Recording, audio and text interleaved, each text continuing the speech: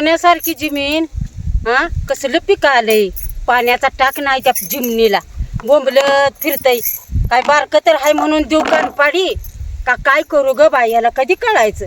सोन्यासारखं एक मूल दिसधडी लावलं कडून बसलंय बोंबलत, गावात बोंबलत फिरतय दारवा पिऊन.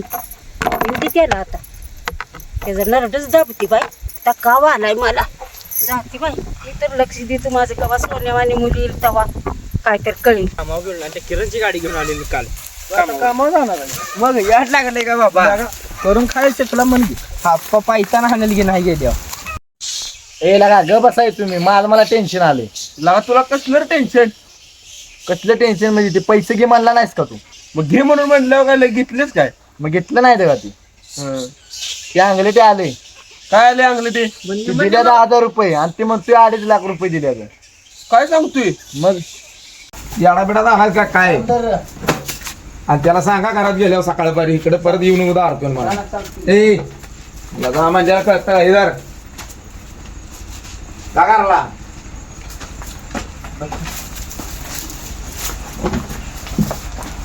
आद्या त्याचा पाय बी अडकल चाका ध्यान दे.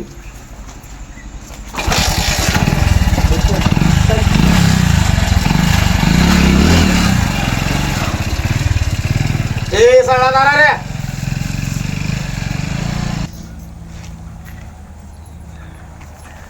आधी ठीक हो मग, बरं झालं बाई. अगं सकाळच्या वाट बघायला लागली बघ.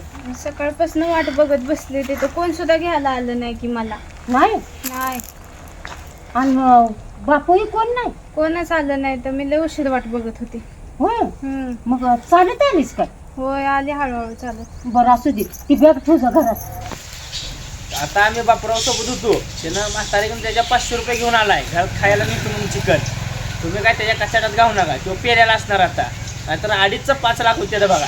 म्हणजे अजून एक 4 वर्षाड जाते.